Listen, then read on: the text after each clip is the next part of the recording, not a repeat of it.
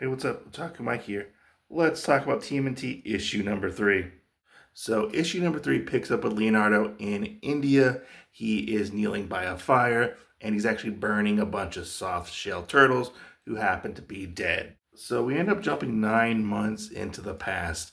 Leonardo has been in India, specifically Giza, I believe, and he is talking about how there are funerals every day, and a lot of the people who pass away end up getting cremated and sent down the river, and they end up becoming food for the soft shell turtles. So, what does Leonardo do? He actually finds a group of the soft shell turtles, and he basically kneels down and bows and offers himself up as a meal. Leonardo wants to die. The turtles basically leave him alone and go about their merry ways, and they ignore him for quite some time because he keeps trying to have them eat him because he feels like he has no real purpose left in life after his brothers have basically broken up and what happened to Master Splinter, stuff like that. Very sad.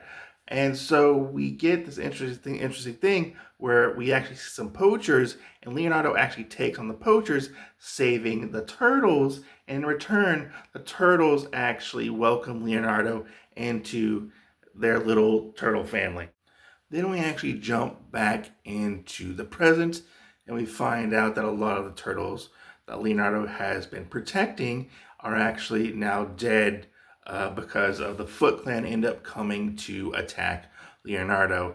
Little do they know is Leonardo does not play. He actually goes and actually digs up his katanas that he buried at the beginning of this issue, and he takes all of these Foot Clan members out.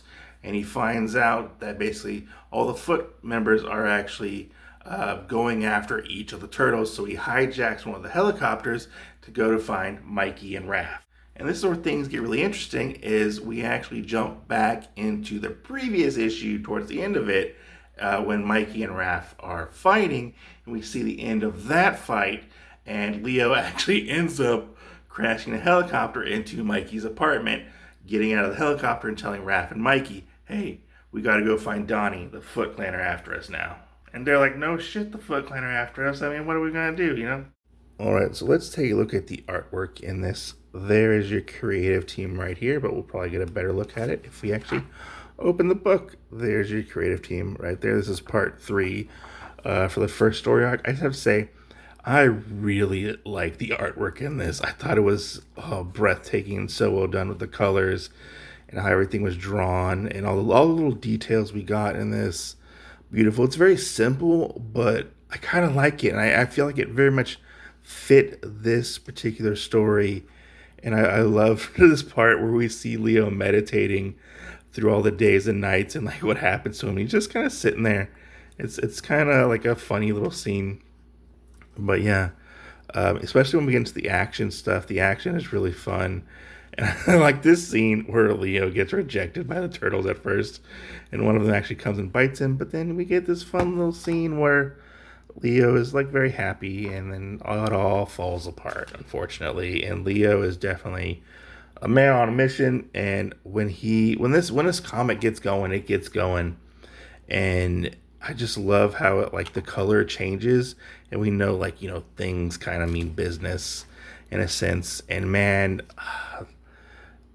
Leo is up to his elbows in foot soldiers, and he just takes them all out with no remorse. And I thought this was, we never like really get to see like the aftermath. We never really get to see the fight itself, but we get to see the aftermath, which I think is really funny to see.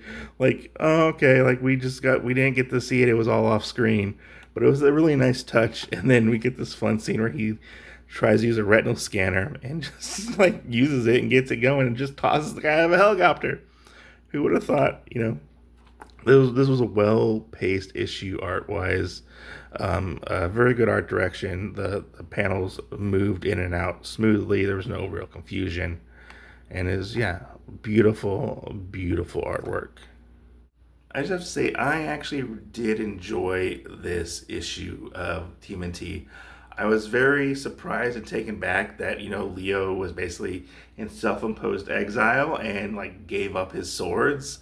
And more importantly, I was really surprised that he would basically go and kill himself because, of what happened that we still don't know about, what broke up his family.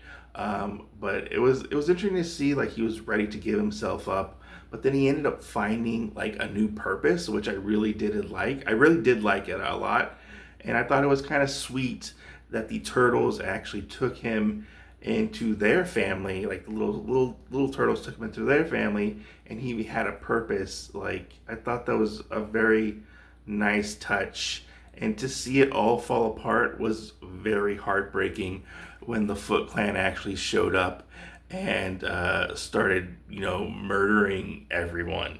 I thought it was also really interesting and quite fun that we actually get a conclusion to the previous issue story where we see Mikey and Raph fighting and how Leo gets thrown into that by crashing the party, literally.